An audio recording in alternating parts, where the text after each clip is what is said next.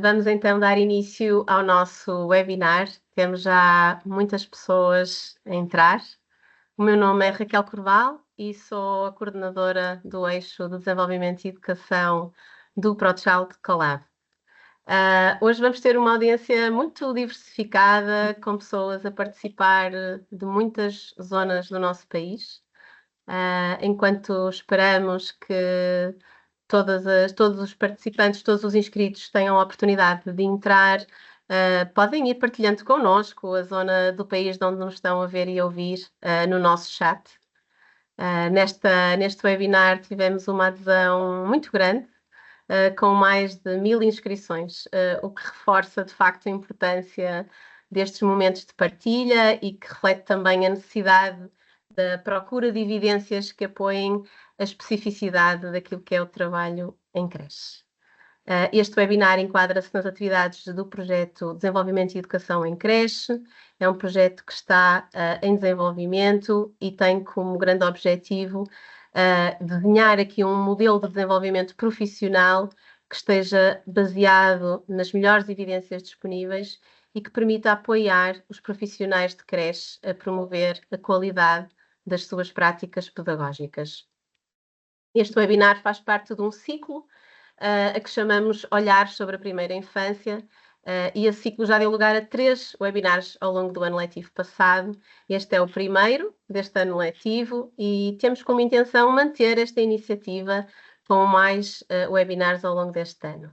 Acompanhem-nos nas nossas redes sociais e através do site do ProChild.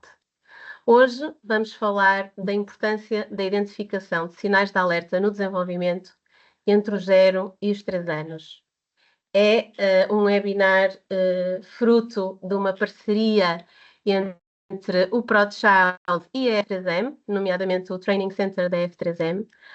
Achamos que esta seria uma boa temática pelo interesse que levanta e pelos desafios que coloca, e sentimos que surgem sempre muitas questões, quer por parte dos profissionais, quer por parte das famílias, quanto às questões da sinalização, da identificação precoce de preocupações e sinais de alerta no desenvolvimento. Para dinamizar este workshop, vamos ter connosco o André Peixoto, é psicólogo e é um dos elementos da equipa do Eixo de Desenvolvimento e Educação do ProChild. Vou estar eu também a dinamizar esta sessão, e a Paula Reis, a nossa convidada especial. Ela é enfermeira e é também enfermeira especialista em saúde infantil e pediatria e é também a coordenadora de uma ELI do Porto Ocidental. Bem-vinda, Paula. Obrigada por estar aqui connosco. Raquel, obrigada. Espero que seja uma conversa agradável entre os 3, mas também entre os participantes que hoje estão connosco. Eu passava agora a palavra ao André para nos falar aqui de alguns aspectos mais gerais. André, força. Obrigado, Raquel. Muito boa tarde a todos. Muito obrigado desde já pela vossa presença. Antes de mais, deixem-me só transmitir-vos a informação que este webinar vai ser gravado. Ao longo do webinar, vocês podem usar a nossa secção de chat para colocarem as vossas questões, as vossas perguntas, bem como reflexões ou partilhas que pretendam transmitir. Nós iremos estar atentos e tentar responder ao máximo a todas as vossas participações, que desde já agradecemos. O certificado de participação será disponibilizado mais tarde através do link que iremos enviar por e-mail, juntamente com o questionário de satisfação, que agradecemos desde já o seu preenchimento, pois de facto é através deste vosso feedback que nós continuamente conseguimos ir de encontro às vossas necessidades. Por último, em conjunto com o certificado, também ainda vão ter acesso a um documento em PDF, com algumas ideias-chave e conteúdos que forem transmitidos neste webinar, com o objetivo justamente de reforçar todas as ideias que forem aqui transmitidas. Obrigada, André. Então passamos a lembrar aquilo de que vamos falar hoje e aquilo de que não vamos falar hoje.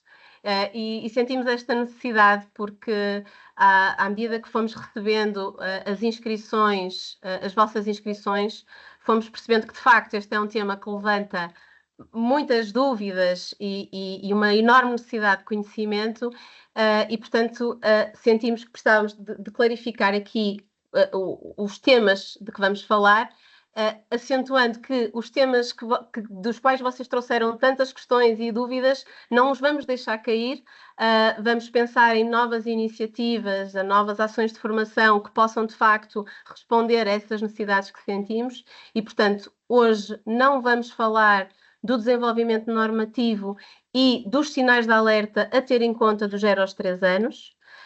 Não vamos falar também de instrumentos de avaliação e despiste quanto a este tipo de alterações e problemas de desenvolvimento e também não vamos falar de estratégias de intervenção, reconhecendo que são 3 temas muito importantes e sobre os quais teremos com certeza novas iniciativas no futuro.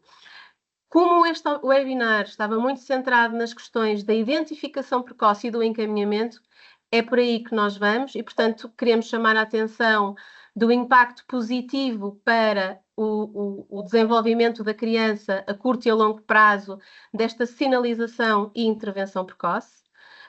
Falar deste importante papel da creche na monitorização do desenvolvimento e na identificação de crianças com sinais de alerta. Depois, esta fase que é a partilha com a família das preocupações identificadas e, por fim, conversarmos sobre aquilo que são as vias disponíveis para o encaminhamento e referenciação das crianças a nível nacional. Portanto, porquê que é tão importante falarmos do papel da creche na sinalização de preocupações com o desenvolvimento das crianças? E porquê este tema e porquê que nós escolhemos este tema?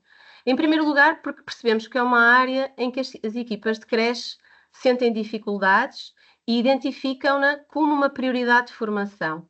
Nós temos um questionário aberto a todos os profissionais de creche em que tentamos recolher de facto aquilo que são as principais necessidades formativas e esta questão dos sinais de alerta no desenvolvimento surge como uma das áreas mais vezes identificada.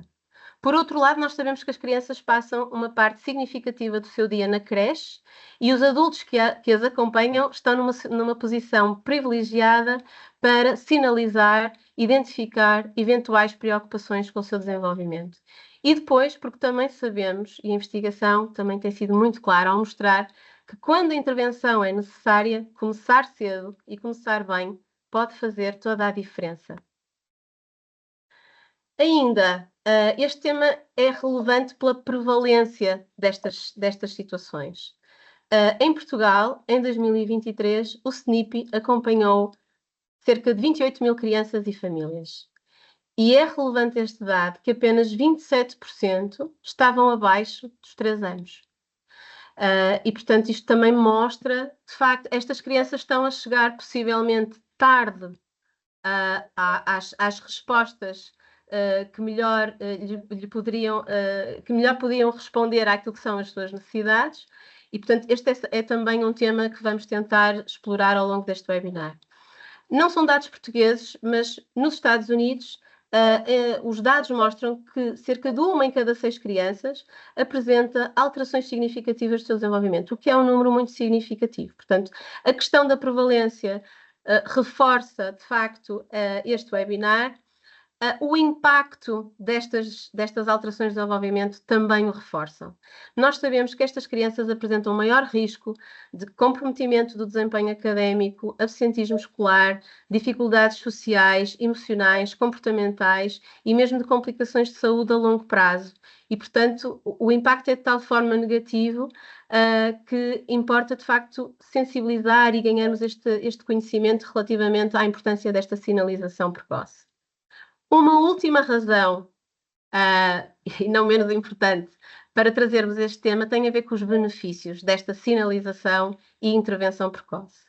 A investigação tem mostrado, como podem ver no gráfico da esquerda, e começamos pelo gráfico da esquerda, que a capacidade de o cérebro mudar em função da exposição que tem às experiências é muito maior nos primeiros anos de vida do que a partir daí. E vemos que a linha é claramente decrescente e, portanto, nós até a maior parte de nós, possivelmente, já está no segundo lado deste quadro, e, portanto, onde o nosso cérebro tem menor capacidade de mudança face às experiências que vai tendo, e, por outro lado, o esforço que isto requer é muito maior do que nos primeiros anos de vida. E, portanto, estas são duas ideias essenciais.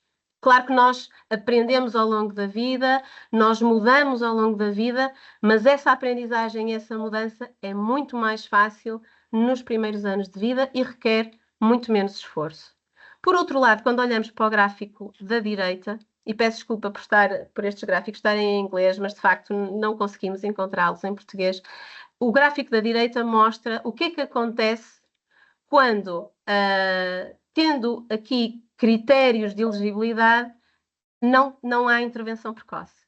E, portanto, quando vocês olham para estes 4 gráficos, percebem que, apesar dos riscos serem diferentes, e estamos a falar aqui do risco biológico, do risco ambiental, das perturbações do espectro do autismo, dos atrasos de desenvolvimento, portanto, diferentes configurações em termos de risco, apresentam exatamente o mesmo percurso, ou seja, o nível de desenvolvimento vai se tornando cada vez mais comprometido quando nós não atuamos logo de início. E vocês olham para ali e veem que, de facto, as crianças até podem começar bem, mas ao final do segundo, terceiro ano, nós já estamos a ver um decréscimo muito significativo. E, portanto, isto para passar a ideia de que a intervenção precoce pode, de facto, fazer a diferença, mas se os sinais não forem correta e atempadamente identificados, nós perdemos uma excelente janela de oportunidade. E vamos olhar, por exemplo, para as perturbações do espectro do autismo. Aquilo que nós sabemos e aquilo que a investigação mostra é que a idade média para o diagnóstico desta perturbação se situa entre os 3 e os 4 anos. E, portanto, quando olhamos para a idade média em que surgem as preocupações dos pais e dos educadores, percebemos que elas surgem muito mais cedo. E, portanto, a média entre os 15 e os 18 meses, mas temos várias evidências que mostram que 50% dos pais identificam sinais de alerta no primeiro ano de vida. Então, o que é que acontece entre estes 15, 18, este primeiro ano de vida e os 3, 4 anos? Pode acontecer tudo ou pode acontecer muito pouco. E, portanto, é também esta chamada de atenção que queremos fazer.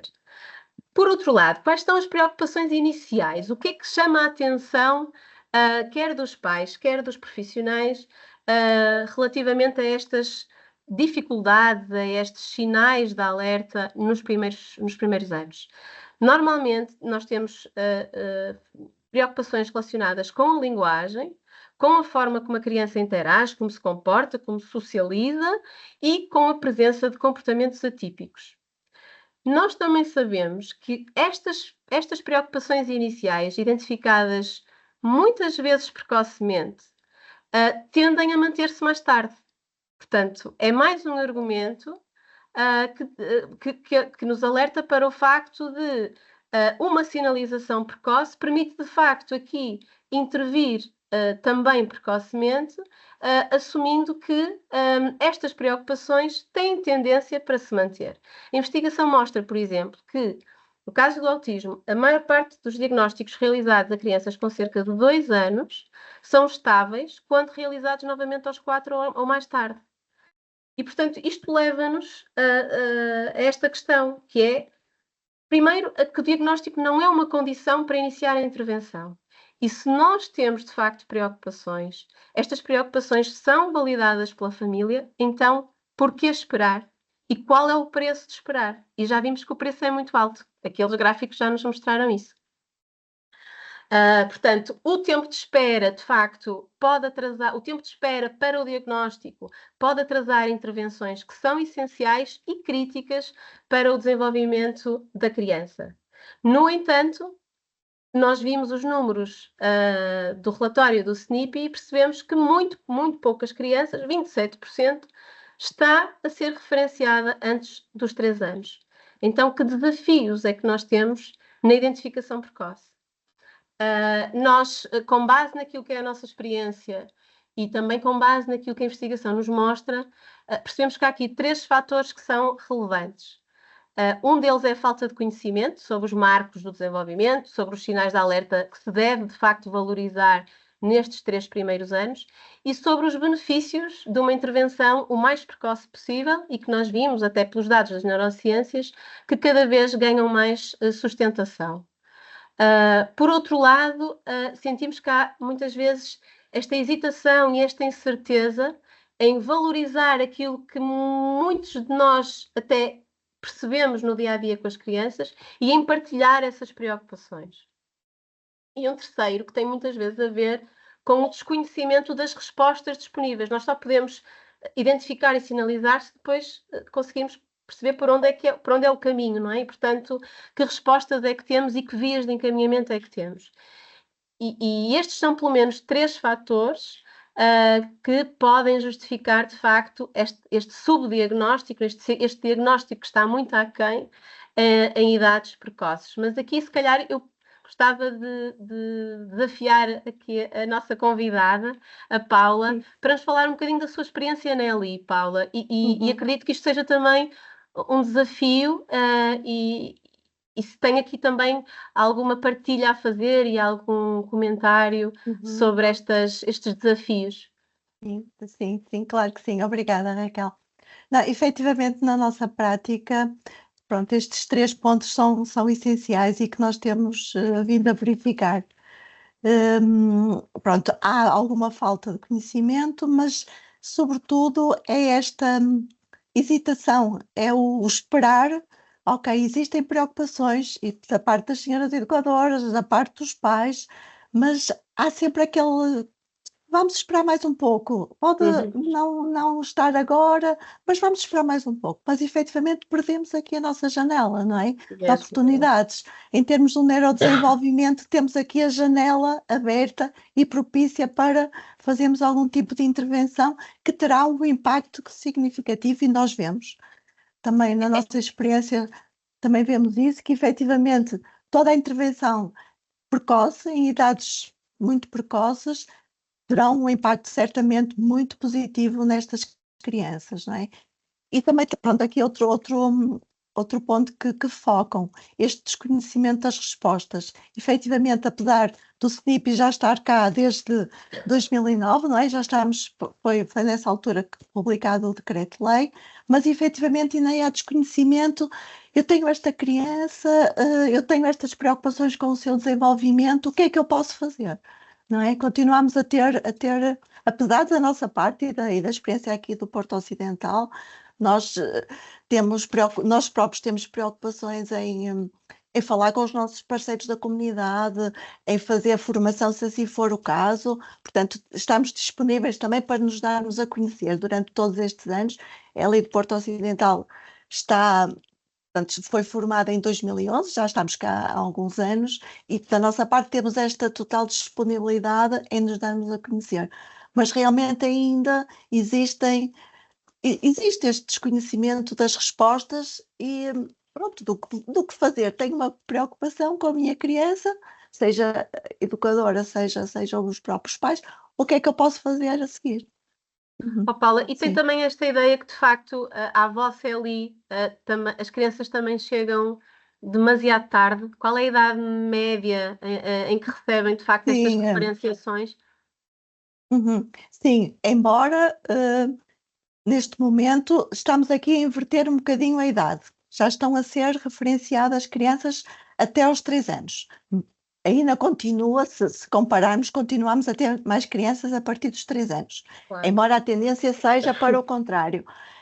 Na nossa ELI, e pronto, eu já falei com colegas, temos foto, não é? Partilhamos entre colegas aqui do Porto, da IR2 do Porto, temos uma grande referenciação da parte da saúde, mas é assim, mas também nós queremos da parte das creches, não é? Claro. Porque efetivamente, e da parte dos pais também, porque os pais também podem referenciar, não é?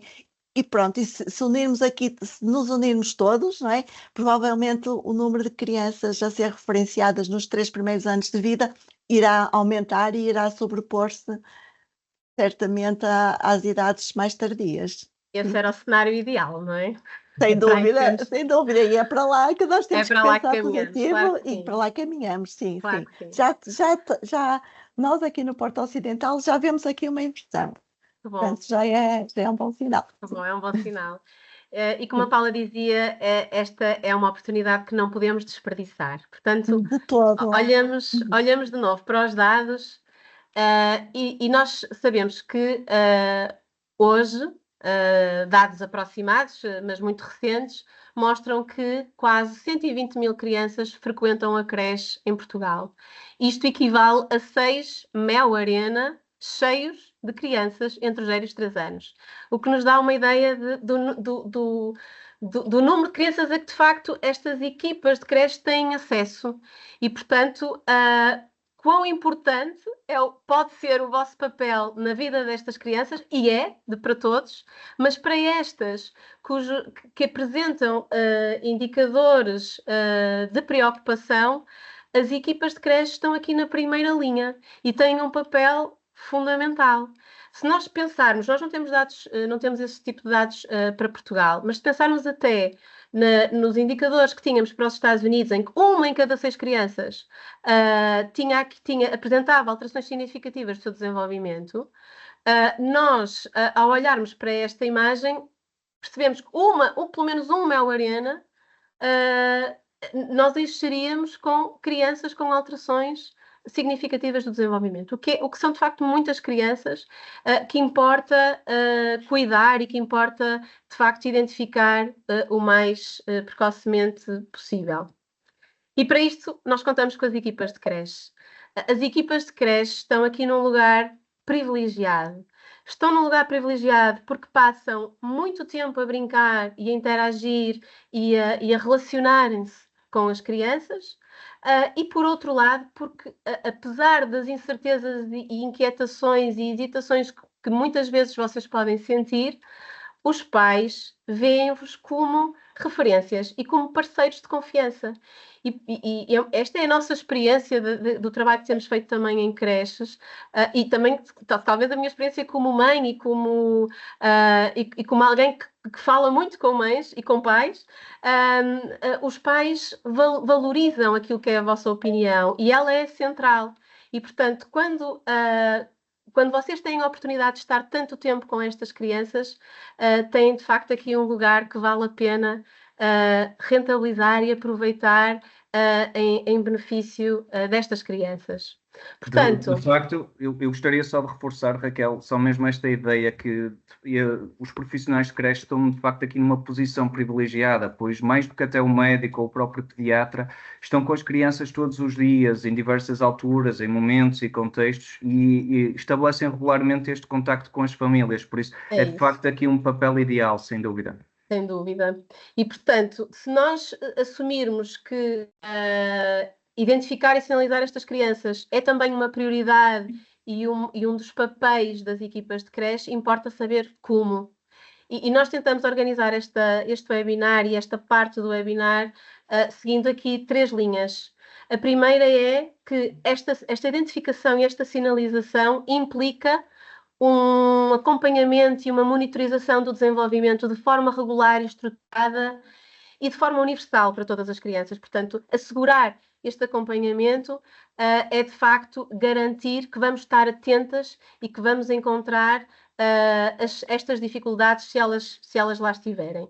Por outro lado, quando nós as identificamos, há que partilhar estas preocupações com a família. E este é o primeiro passo nesta sinalização, esta partilha com a família, muitas vezes até a família que partilha inicialmente connosco, mas de facto é aqui um ponto-chave.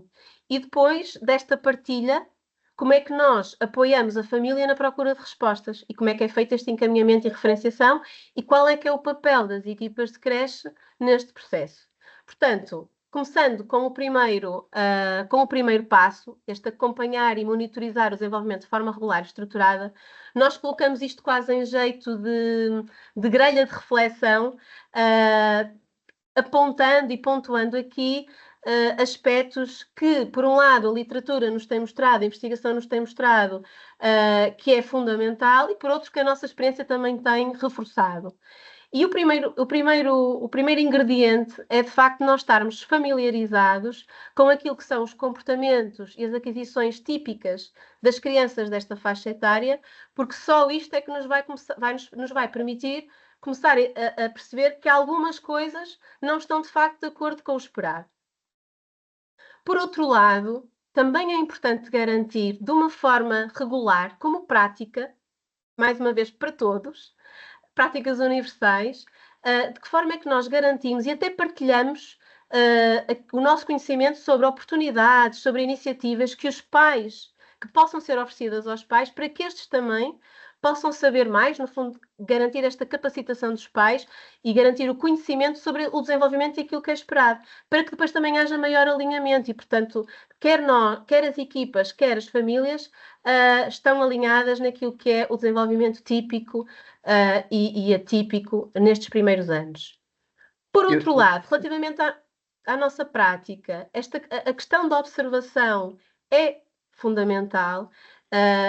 O observar a criança, cada criança no seu dia-a-dia, na forma como ela brinca, na forma como explora, na forma como aprende, na forma como comunica, como interage, como se move, como se comporta. Portanto, termos aqui, no fundo, estas grandes áreas e podermos estar atentos e fazer aqui uma observação intencional acerca do perfil de cada criança. E esta observação, obviamente, também tem que ser acompanhada de um registro. E um registro de forma também regular, que tenha por base e que tenha aqui, no fundo, um mapa, um guião, relativamente àquilo que também são os marcos desenvolvimentais esperados, para que nos possamos guiar relativamente àquilo que são as evoluções e as aquisições de cada criança. Garantindo isto, garantindo o conhecimento, garantindo uma prática baseada na observação e no registro, também é importante que haja aqui uma via de comunicação com a família que seja regular e orientada, não é? Portanto, vamos partilhando aquilo que é a evolução, aquilo que são as forças, as dificuldades que também vamos identificando e, portanto, isto passa a ser uma prática conhecida por ambas as partes, valorizada por ambas as partes, o que vai tornar mais fácil a eventualidade de termos que partilhar com a família preocupações mais sérias e, portanto, que levariam aqui à possibilidade de procura de respostas mais especializadas e de outro tipo de apoio. E quando nós asseguramos isto e encontramos sinais de preocupação, então o nosso passo seguinte vai ser como é que eu vou abordar o tema com a família. Mas antes de olharmos para este segundo passo, que é abordar o tema com a família, vamos só deixar aqui algumas lembranças e alguns aspectos que gostávamos de salientar. Por um lado, as aquisições das crianças são também influenciadas pelas práticas dos pais, pelas práticas familiares e culturais, o que pode ter impacto ao nível daquilo que as crianças mostram e daquilo que elas conseguem, de facto, adquirir. Damos o exemplo, por exemplo, do desfralde, ou práticas culturais que não valorizam a comunicação não verbal da forma que nós valorizamos e que, obviamente, que não valorizando também não estimulam, é mais difícil que a criança consiga evidenciar essas aquisições. Portanto, o facto de nós termos este cuidado de perceber de que forma é que também o contexto familiar, o contexto cultural pode estar também aqui implicado, é importante garantirmos. Também esta ideia de que nem todas as crianças se desenvolvem ao mesmo ritmo, mas, portanto, nem todas as crianças vão aprender a andar aos 12 meses, vão falar aos 12 ou aos 18 meses. É obviamente que há períodos, e nós temos que ter isso em consideração, mas há sinais que nós não devemos mesmo desvalorizar. Há sinais que, por si só, pela sua presença, são significativos. Dou, por exemplo, este sinal que é uma regressão de competências, uma regressão de competências numa criança é sempre um sinal de alerta a valorizar, independentemente da idade em que aconteça. Não é suposto as crianças regredirem em termos de competências, não é? Portanto, se ela já a tinha adquirido, a sua ausência deve nos levar sempre a colocar isto como um sinal de alerta significativo. Relativamente às outras competências, é certo que há um período, mas quando nós vemos, por um lado, que este período já se alargou, ou que há falta desta, a ausência, ou a ausência ou a alteração de uma determinada competência, se associam outras, e portanto nós vamos compondo um puzzle com diferentes peças, isto também nos deve levar a não desvalorizar esses sinais. E portanto eram duas ideias que queríamos trazer aqui. É de facto aqui muito importante reforçar esta ideia que os profissionais devem partilhar sempre as suas preocupações, porque de facto o risco de não fazerem provoca sempre consequências mais nefastas e o risco é sempre muito maior. Por isso é uma ideia muito importante que nós também hoje queríamos aqui transmitir e partilhar esta informação. Tem havido partilhas importantes sobre as questões também das famílias, que é algo que nós também iremos falar já de seguida e que também iremos então abordar. Ok, obrigada, André. Portanto, esta ideia de que quando assegurando que vocês têm esta informação registada, que têm feito uma observação cuidada, que de facto identificam sinais que vos preocupam, confiem na vossa desconfiança e avancem com esta partilha, porque o prejuízo de não fazerem é muito maior do que partilharem e depois até não ser nada, ou não ser nada que justifique uma intervenção, mas de facto o impacto de não fazerem pode ser muito mais negativo. Portanto, depois destas lembranças, passemos ao segundo ponto, é como é que nós partilhamos estas preocupações com a família. Nós sabemos que isto é de facto um momento difícil e que por isso deve ser bem preparado. E como tal, antes dessa partilha, é importante nós garantirmos aqui alguns aspectos. Por um lado, que sistematizaram a informação que foram recolhendo ao longo do tempo e em diferentes situações sobre o desenvolvimento da criança e que essa sistematização envolveu a equipa de sala. Esta é outra ideia muito importante. Há uma educadora, mas a educadora normalmente não está sozinha, é uma equipa e esta equipa pode treinar o seu olhar, não é? E pode trabalhar nesta procura de conhecimento para que possam depois chegar aqui a uma conclusão e poderem discutir e refletir em equipa aquilo que foram observando. E se de facto encontramos aqui sinais que devem ser de facto partilhados com a família. Para além desta partilha com a equipa de sala e desta reflexão em equipa de sala, é também importante partilharem com outros colegas, não é? Com a equipa da creche, com a coordenação pedagógica. Temos aqui este elemento essencial que também vos pode ajudar, por um lado, a dar aqui outra perspectiva e a reforçar aquilo que é a vossa preocupação e muitas vezes a vossa hesitação. E, por outro lado, também ajudar-vos a encontrar estas respostas que depois também é importante apoiar a família e aconselhar a família nesse sentido. Um terceiro fator, ainda antes, é esta reflexão acerca de que tipo de relação é que eu tenho já com esta família. Tenho já uma relação de confiança, construí esta relação com base no respeito mútuo, numa postura de colaboração com estes pais. Porque isto é importante, não é?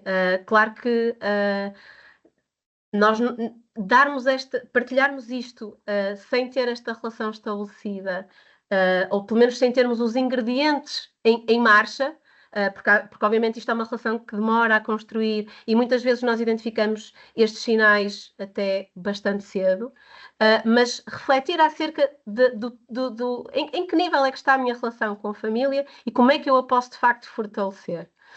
E depois ter esta ideia, esta noção de que as famílias são todas diferentes e nós precisamos também de ajustar a forma como vamos chegar à família.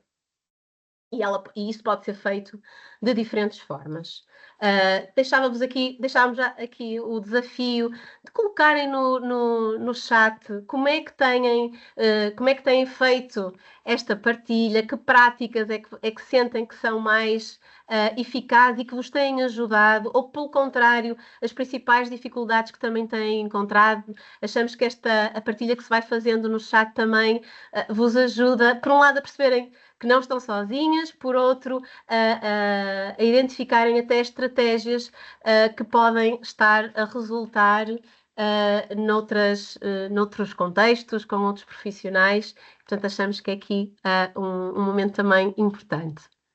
Nós já vamos voltar ao chat e perceber também aquilo que tem sido partilhado pelos diferentes participantes. Portanto, isto antes do encontro, se pensarmos nisto, refletirmos sobre isto, e durante esta partilha, como é que nós a fazemos? E nós acreditamos, mais uma vez também com base na experiência e nas evidências, que uma partilha destas é sempre difícil e que nós temos que conseguir balançar aquilo que vamos partilhar com a família. E, portanto, esta ideia de que começar por partilhar os pontos fortes da criança, as suas últimas conquistas, as suas últimas evoluções, é um bom ponto de partida. E depois deste início, como é que vamos criar condições para escutar a família? Até antes de nós partilharmos as nossas preocupações, escutar a família e perceber se ela de facto tem as mesmas ou outras preocupações, até antes de eu as partilhar, eu como profissional de creche. Quando nós fazemos isto, aumentamos a probabilidade de até ser a própria família a mostrar alguma preocupação, e muitas vezes essas preocupações alinham-se com as nossas, outras vezes não, mas é de facto uma estratégia que podemos usar e que permite dar espaço à família e valoriza a família e a partilha da família. E perante isto, partilharmos então as nossas preocupações, reforçando aquilo que a família nos disse, ou pelo contrário, dando-lhe aqui a nossa visão relativamente àquilo que temos observado no perfil daquela criança.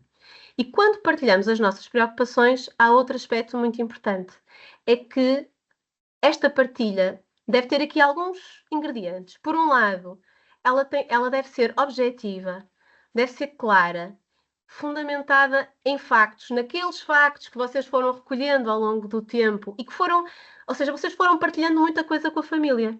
O que vocês partilham neste momento é, se calhar, o vosso nível de preocupação, que é diferente e que tem já aqui em vista aconselhar a família a procurar uma resposta mais diferenciada.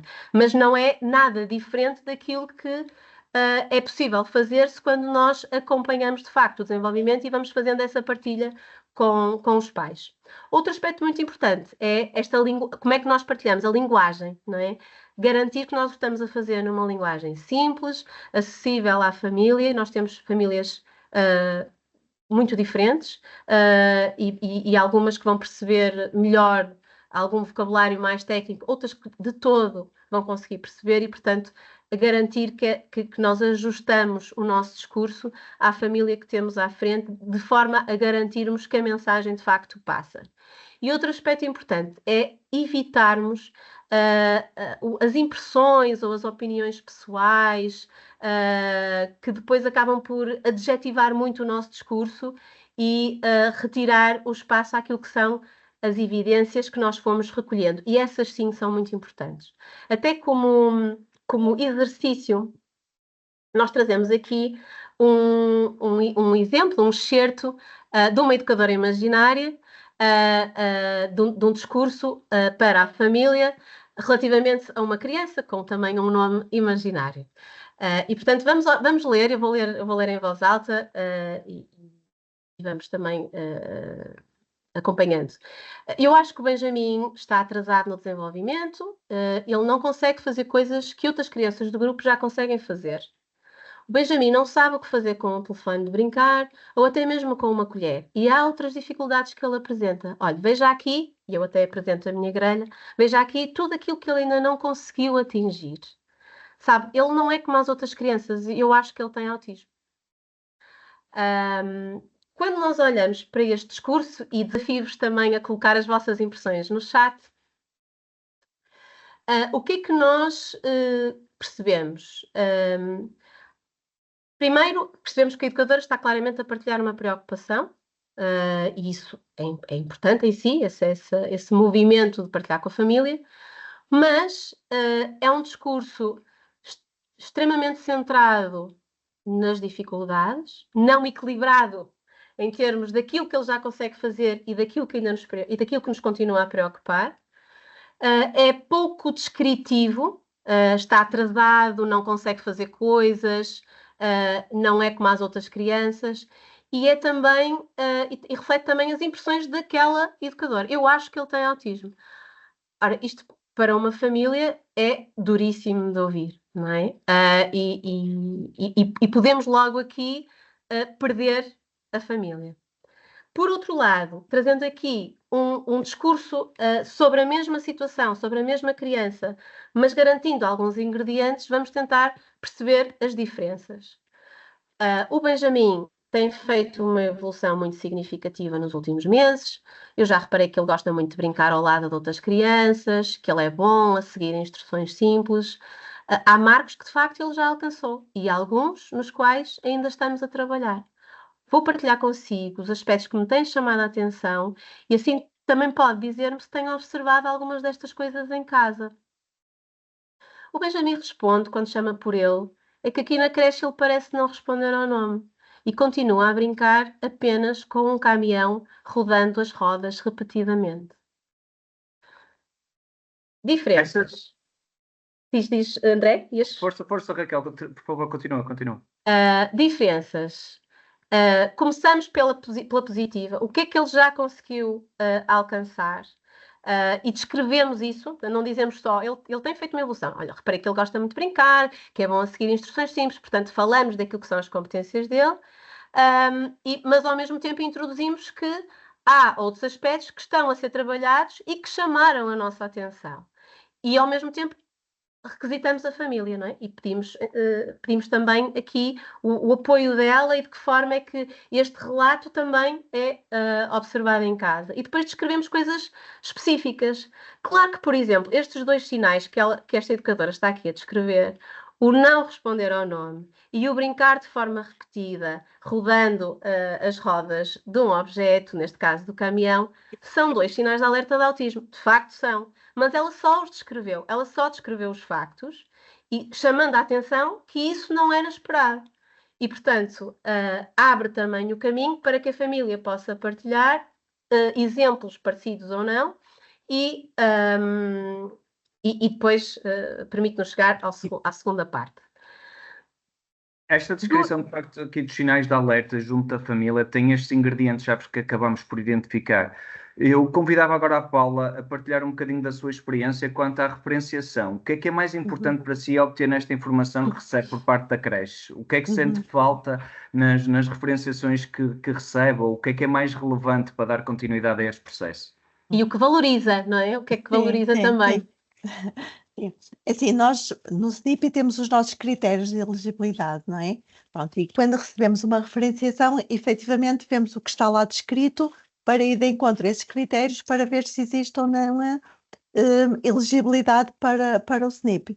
Efetivamente, às vezes é-nos difícil, se por exemplo tivermos aqui um discurso como aqui o da esquerda, não é? A evitar, efetivamente o que é que nós conseguimos retirar a nível do desenvolvimento, não é? A nível da participação da criança, a nível do envolvimento da criança nas atividades, não é? Típicas para a idade, o que é que ele faz no jardim, como é que são as rotinas, participa, de que forma?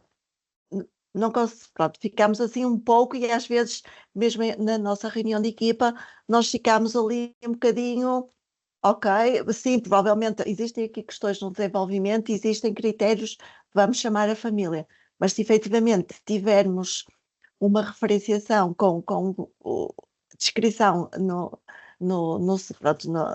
a seguir, não é? O que é que a seguir, aí efetivamente já conseguimos retirar o que está menos bem na criança, não é? E também há aqui um outro aspecto, é que a família tem conhecimento da referenciação, não é? A família autoriza que a referenciação seja feita e que nos faça chegar à equipa. E se a família sabe o que está lá escrito, não é? E se efetivamente está escrito, não é? O lado do evitar, a família já vem, às vezes é muito difícil captarmos, não é? Chamarmos a família, não é? Porque temos que realmente nós também ali criar aqui uma relação de confiança com a família, e a família já nos chega aqui um bocadinho de pé atrás e muitas vezes até nos questiona o que é que nós estamos aqui a fazer, não é? Porque a referenciação, vocês são CPCJ, às vezes ouvimos isto das famílias, não é? Mas se a família efetivamente tiver aquela descrição da sua criança, saber que ele até faz, que ele até consegue, que ele até se envolve, mas que efetivamente existem aqui algumas questões, pronto, passíveis de algum tipo de intervenção, já é completamente diferente, já vem com outro espírito e realmente conseguimos captar esta família e conseguimos uma relação saudável, não é? E conseguimos fazer, se assim for o caso, uma intervenção para a sua criança. Sem dúvida. Obrigada, Paula. Sim, obrigada. Pois há outro aspecto importante também, que é, após esta partilha, e isto é uma reflexão também que temos que fazer antes deste momento, que é se eu estou preparada ou preparada para acolher esta reação. E esta reação pode ser de alívio, porque há uma partilha das preocupações, mas também pode ser uma reação de desvalorização, eu não vejo nada disso em casa, o pediatra diz para eu esperar até aos 3 anos, ou então reações de recusa e de negação, e portanto, olha, está a dizer que o meu filho não é, estamos aqui a alguns exemplos, não é? Não é igual aos outros, não, desculpe, mas eu não concordo nada com isto, e portanto, há de facto um manancial de reações que nós não conseguimos antecipar, ou pelo menos de uma forma segura, relativamente à resposta da família. Mas estamos nós preparados para acolher esta reação e, quando ela não é a mais positiva, conseguir sugerir à família e dar a nossa opinião relativamente à procura de apoio e de uma opinião especializada, porque isto de facto é muito importante e nós não podemos deixar passar esta oportunidade, mesmo quando sentimos essa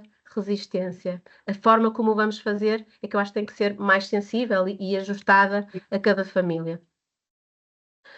E passamos assim ao terceiro ponto. E este terceiro ponto é, então, como é que eu vou apoiar a família na procura de respostas?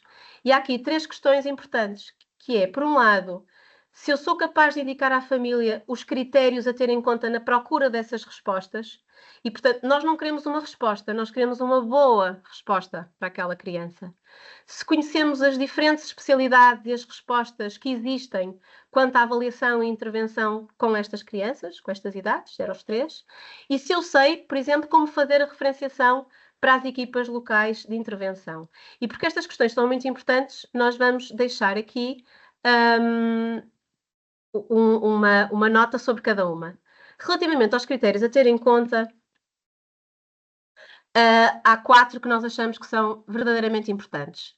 A procura de respostas que tenham uma abordagem centrada na família e, portanto, que promovam o envolvimento e a participação da família em todo o processo, desde a avaliação até à intervenção. Afinal, quem conhece melhor a criança são as famílias. Esta questão de quanto menos profissionais envolvidos, melhor. Isto não é intervenção a metro, ou intervenção por pacote, ou à partida assumir que vamos ter terapia da fala e terapia ocupacional, porque é aquilo que a maior parte das crianças tem, ou aquilo que a maior parte recomenda. A escolha de quem vai, das especialidades profissionais que vão estar envolvidos, deve ser feita em função daquilo que são as necessidades e o perfil daquela criança e daquela família. Por outro lado, a procura de respostas integradas, se o sítio para onde eu estou a encaminhar, se a resposta para onde eu estou a encaminhar é de facto uma resposta que vai promover, facilitar aquilo que é a colaboração e a comunicação entre os diferentes envolvidos, da família aos profissionais, à creche. Por último, esta ideia de que as crianças aprendem no dia a dia e o tempo de sessão não é suficiente. E, portanto, explicar à família, apoiar a família, que eles devem procurar respostas que privilegiem uma intervenção que é centrada nas rotinas e centrada nos contextos naturais de vida da criança, nomeadamente a casa e a creche, capacitando aquilo que são os pais e os profissionais da creche. E, portanto, termos estes 4 elementos, independentemente da resposta, que os pais vão procurar respostas que garantam estes requisitos, é de facto muito importante. Por outro lado, nós podemos ter diferentes especialidades implicadas, podemos ter especialidades médicas, no caso, nós temos aqui 3 especialidades médicas mais orientadas para aquilo que são as alterações do desenvolvimento, nomeadamente a neuropediatria, a pediatria do desenvolvimento e a pedopsiquiatria, e especialidades não médicas, desde a psicologia, a psicometricidade, terapia da fala, educação especial, serviço social, fisioterapia, enfermagem, são aquelas que mais vezes nós podemos encontrar e que de facto podem dar uma resposta ajustada às necessidades. E, portanto, onde é que estas especialidades podem ser encontradas? E que respostas são estas? Nós temos respostas na rede pública, e na rede pública estamos a falar de hospitais públicos, essencialmente, e do SNIP, do Sistema Nacional de Intervenção Precoce, através das equipas locais de intervenção, ou das conhecidas ELI. Deixamos aqui só uma nota do que é o sistema, o SNIP, para quem estiver connosco e não conhecer. E depois temos respostas na rede privada, que podem passar por centros de desenvolvimento, clínicas, associações ou hospitais privados. Quando pensamos na rede pública... Desculpa, Raquel, poderias só voltar para o slide anterior, por favor? Muito obrigado. Aproveito só para partilhar, temos recebido questões muito interessantes e partilhas muito interessantes sobre os pontos que salientamos anteriormente, desde as partilhas regulares com as famílias, a estas relações diretas que têm sido estabelecidas com as famílias, a importância destes mesmos aspectos, bem como os cuidados a ter na transmissão às famílias sobre todas estes dados que estamos a partilhar. Uma das questões que também penso que seria muito pertinente partilhar está relacionada com colocarmos aqui no chat uma questão. Quando uma criança já está a ter terapias no setor privado, devemos sinalizar a mesma para serem acompanhadas pela ELI? Uma boa questão para a Paula. Sim, obrigada. Sim. Uma coisa não invalida a outra. Sim, uma coisa não invalida a outra, porque efetivamente o trabalho, como foi dito ainda agora, o trabalho das ELI é o capacitação das famílias e dos educadores de infância, é o ajudar as famílias e os educadores a que haja momentos nas rotinas das crianças, não é? Momentos, as oportunidades de aprendizagem. Portanto, conseguimos conviver, digamos assim, com terapias, não é? Fora da equipa, não é? Na privada, e efetivamente ter a intervenção nas equipas locais. Sim. Obrigada, Paula. Relativamente a isto, acho que a Paula trouxe aqui uma questão importante que também se põe quando estamos a falar do SNIP e da referenciação para o hospital público. Elas também são vias paralelas e, portanto, que podem ser utilizadas ao mesmo tempo. Nós podemos, de facto, fazer esta referenciação, e já vamos falar no slide seguinte, para o hospital público, para a consulta da especialidade, ao mesmo tempo que já estamos a encaminhar para a ELI e, no fundo, estamos a aproveitar a tal janela de oportunidade que se pode perder neste tempo de espera para a consulta no hospital. E, portanto, essa é, de facto, uma questão importante. Quem é que pode encaminhar para a rede pública de respostas, nomeadamente para o hospital público? Este encaminhamento para a consulta, nomeadamente a consulta de desenvolvimento, ainda é só feita pelo médico de família. Portanto, para já é esta a possibilidade. Para as ELIs, há 3 vias de encaminhamento possíveis. Portanto, temos a via pela saúde, em que temos os médicos a fazerem a referenciação, a via da creche, em que temos a educadora, e já vamos ver em que condições, a referenciar também, a encaminhar para a ELI, e a própria família pode fazer esta sinalização, esta referenciação, diretamente contactando a ELI da sua área geográfica.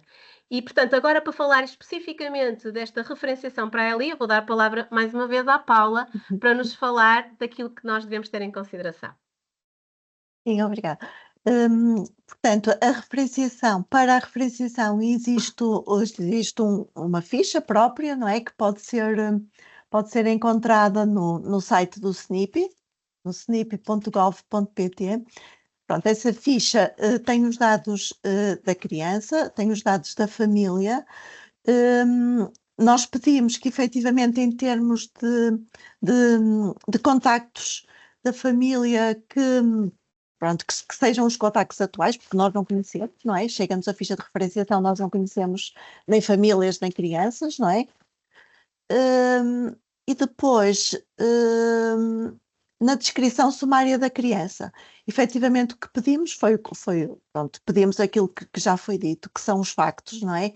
Efetivamente, se existir um registro periódico da criança, a educadora tem ali pronto, o que traduz as suas preocupações, não é? Depois de partilhar com a família, porque a família tem que ter sempre conhecimento e tem que autorizar esta referenciação. Portanto, é pegar efetivamente nesses factos relativamente ao desenvolvimento da criança e, mais uma vez, falo da participação da criança, como é que a criança brinca, qual é o envolvimento da criança nas várias rotinas que tem, tanto em casa como na creche, o que é que o está a preocupar, portanto, quais são as preocupações, pronto, e tudo isto realmente antes de nos fazer chegar tem que ser partilhado com as famílias, se elas autorizam portanto, esta partilha da referenciação. E depois aqui também tem um campo portanto, que se pede que apoios especializados tem ou teve, não é? Nomeadamente a nível de consultas hospitalares, se entretanto já foi feito algum tipo de encaminhamento ou foi feito o pedido desse encaminhamento.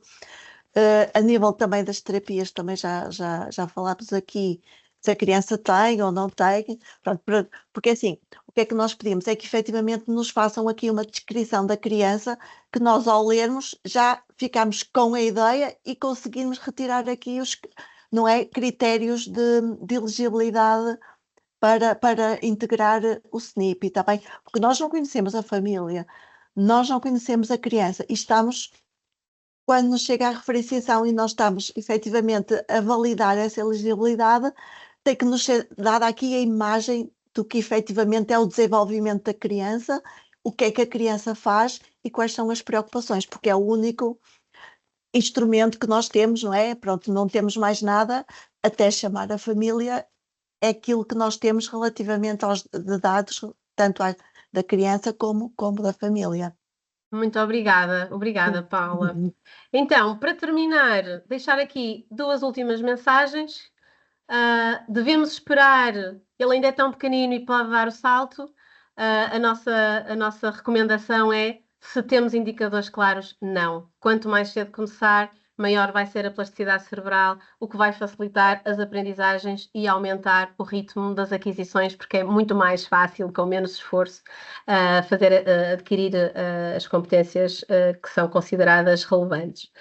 Por outro lado, se eu tenho um papel importante nestes processos de identificação, sinalização e encaminhamento, sim. O que faz e o que partilha nestes casos pode, de facto, fazer toda a diferença. E assim, terminamos esta parte da nossa comunicação. Eu vou só agora dar a palavra ao Filipe Cruz.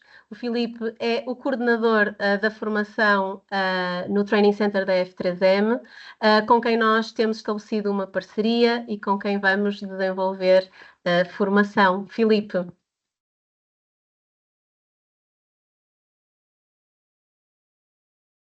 O Filipe não está connosco. Ok, pronto. Se calhar aconteceu aqui algum imprevisto. Nós tínhamos falado com ele no início. Raquel, não estando o Filipe, também estou aqui eu. Carla, bom. Portanto, não há aqui problema. Antes de mais, quero-vos parabenizar aqui pela excelente apresentação que fizeram. Realmente houve aqui uma grande participação a nível de chat. É realmente uma temática de grande relevância para os participantes que estão aqui em sala.